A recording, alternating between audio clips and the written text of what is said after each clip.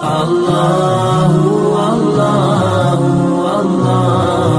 اللہ کریں دل ہو جائے نا صاف، نیند سکون کی آتی۔ دنیا میں سب سے زیادہ مطمئن وہ بندہ ہے اللہ نے جہاں رکھا ہے وہاں راضی ہے۔ چلو ایک بات بتاؤ مجھے، ہم جس قبیلے میں پیدا ہوتے ہیں وہ قبیلہ ہماری مرضی کا ہوتا ہے کہ رب کی مرضی کا؟ جلدی جلدی بتاؤ، اتنی دیر نہ کرو، کس کی مرضی ہوتی ہے؟ تو پھر جو قبیلہ اللہ نے میرے اور آپ کے لیے پسند کیا ہم کیوں نہیں پسند کرتے؟ جو دادا نانا چچا ماموں اللہ نے میرے لیے پسند کی، یہ رشتے اللہ نے بنایا ہے نا، تو ان سے آوازار ہے، تو ان سے تنگ ہے۔ وجہ جو اللہ نے تیرے لیے پسند کیا اسے پسند کر۔ حضرت ابراہیم ابن ادم رحمت اللہ علیہ ایک دفعہ مریدوں کے بیچ بیٹھے تھے تو آپ فرمانے لگے دنیا میں جو کچھ ہو رہا ہے میری مرضی سے ہو رہا ہے۔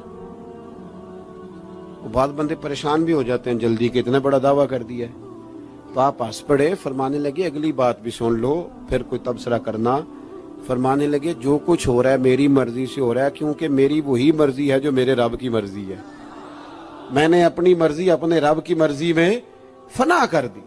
اب میری مرضی کوئی نہیں، سانو قید سجن دا گہنا ہے، او جنج رکھے ایسا اونج رہنا ہے۔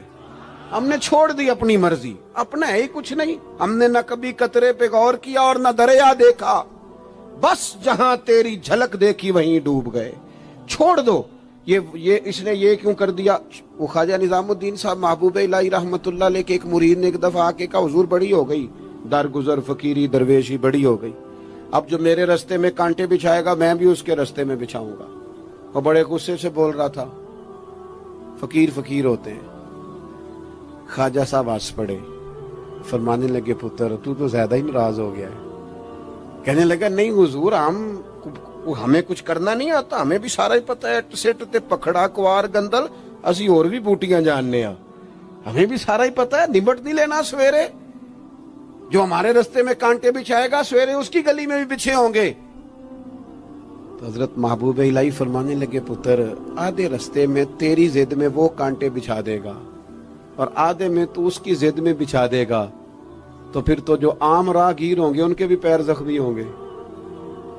تو تمہاری لڑائی میں تو مخلوق پریشان ہو گئی۔ عرض کی حضور یہ تو آپ نے ٹھیک کہا ہے۔ فرمانے لگے اگر چاہتے ہو نا دنیا کانٹوں سے نہ بھرے اور لوگوں کو تکلیف نہ ہو تو ایک دوسرے سے تکلیف چھوڑ دو۔ یہ مت سمجھنا تیرا ایک بندے سے اختلاف ہے، تیرا ایک سے اختلاف ہوتا ہے اس کے اثرات دائیں بائیں بھی جاتے۔ حضور پھر کیا کروں؟ فرمایا اسے بچھانے دے، وہ بچھاتا جائے تو اٹھاتا جا، تو اٹھاتا جا۔ ویسے بھی جو کام ساری دنیا کر رہی ہوتی ہے وہ تو سارے کر ہی رہے ہوتے ہیں، کوئی ذرا ہٹ کے بھی کرنا چاہیے۔ جتن جتن تے ہر کوئی کھیڈے، جتن جتن تے ہر کوئی کھیڈے، تو ہارن کھیڈ فقیرا، جتن دا مل کوڈی پیندا ہی ہارن دا مل ہیرا۔ کبھی بندہ ہارے بھی اپنے دل سے بوجھ اتار دے، نفرت کو دور کر دے۔ عداوت دشمنی اگر کسی وقت رکھنی ہے تو اللہ رسول کے دشمن سے۔ اشداء علی الکفار، اپنوں کے لیے کیا ہے، کش عقیدہ کے لیے کیا ہے، رحماء بینہم۔ میرے عزیز ترمذی میں حدیث ہے، اپنی بات کو حوالہ دے کے مضبوط کر دوں، ترمذی میں حدیث ہے، نبی پاک علیہ الصلوۃ والسلام نے حضرت انس بن مالک سے فرمایا تھا، اے انس اے میرے بیٹے تم سے ہو سکے تو صبح اس حال میں کرنا کہ تمہارے دل میں کسی کا بغض نہ ہو۔ اور اگلے لفظ حدیث کے یہ ہیں، حضور فرمانے لگے یہ میری سنت ہے، یہ میرا طریقہ ہے، اپنے دلوں کو عداوتوں سے پاک کریں۔ اور پانچویں بات، اور بس اسی کے آگے پیچھے میں نے اپنی بات کو سمیٹ دینا ہے، میرا مضمون مکمل ہو گیا۔ حضور کی ایک بہت بڑی سنت، نبی پاک علیہ السلام کی ایک بہت بڑی ادا، وہ پتہ کیا ہے؟ وہ ہے دوسروں کا احساس کرنا، دوسروں کے بارے میں سوچنا، دوسروں کا خیال کرنا۔ میں ابھی آ رہا تھا تو میری گاڑی کے ساتھ کچھ دوستوں نے دوڑنا شروع کر دیا۔ میں جو ہوں مجھے اس کا پتہ ہے، میں ہمیشہ دوستوں سے کہتا رہتا ہوں آپ بزرگوں کے ہاتھ چومیں، اللہ والوں کی اچھی بات ہے، آپ کو فائدہ ہوگا۔ میرے جیسے گناہگار کے ہاتھ چوم کے آپ کو کیا ملے گا؟ کوئی نتیجہ نہیں نکلے گا. ہاں آپ کوئی میری بات مان لیں اور اس پر عمل شروع کر دیں تو رب کریم کی رحمت صبح قیامت ممکن ہے یہ کہہ دے یہ تیری وجہ سے اس نے شروع کیا تھا، جا تیرے گناہ بھی معاف کیے. یہ جو ذوق ہے نا، اب ایک بندہ گاڑی کے پیچھے بھاگ رہا ہے تو مجھے اتنی سخت تکلیف ہو رہی تھی، میں نے کہا یار کیا ضرورت، دیکھو نا بیچارہ گرمی کا موسم ہے، پیاس لگے گی اور پسینہ آئے گا، کیوں بھاگ رہا ہے؟ میری مجبوری بھی ہے، گاڑی کو تو چلنا ہے. جب تک ہم احساس پیدا نہیں نہ کرتے، میرے قبلہ عالم فرمایا کرتے تھے کہ تیری گاڑی کے آگے سے کوئی غلط کراس کر گیا اور دوڑ کے گزر گیا اور کوئی سخت جملہ بھی کہہ گیا ہے، اس پر بھی تنقید نہ کر، تو اپنے دل میں اس کا احساس پیدا کر، سوچ کے ہو سکتا ہے اسے گھر میں کوئی ایمرجنسی ہو گئی ہو. اپنی سوچوں کو مثبت کریں. آپ دوسروں کا احساس بھی اپنی طبیعت میں پیدا کریں، دوسروں کے بارے میں بھی سوچیں. میں یہاں ماشاءاللہ اسٹیج پہ بیٹھا ہوں، بڑا نرم ماحول ہے، بڑا کچھ ہے، لیکن جو دوست پیچھے دیوار کے ساتھ کھڑے ہیں نا، جن کو جگہ بیٹھنے کی بھی نہیں ملی اور کھڑے ہونے کی بھی صحیح کر کے نہیں ملی، ان کا بھی احساس پوری طرح. اور میرے خیال میں سب سے زیادہ مہمان خصوصی بھی وہی ہیں آج کی ہماری محفل کے، جو زیادہ مشکل میں بیٹھے. احساس اپنی کہاں تک احساس کرنا ہے؟ لو حدیث پاک سنو. اللہ کے محبوب علیہ السلام فرماتے ہیں میں نماز پڑھانے کھڑا ہوتا ہوں، نماز. کریم فرماتے ہیں میرا دل کرتا ہے میں لمبی نماز پڑھاؤں، لیکن پھر پیچھے سے نہ کسی بچے کے رونے کی آواز آتی ہے. دل تھا لمبی پڑھاؤں، بچہ رو پڑا تو مجھے خیال آتا ہے اس کے رونے سے اس کی اماں کو تکلیف ہو رہی ہوگی، میں نماز چھوٹی کر دیتا ہوں. اللہ کی نماز مختصر کر دی احساس کے طور پر. حضور اس امام مسجد سے سخت ناراض ہو گئے تھے، صحیح حدیث میں موجود ہے، جس کے مقتدیوں نے آ کے شکایت کی تھی کہ یا رسول اللہ بہت لمبی نماز پڑھاتا ہے.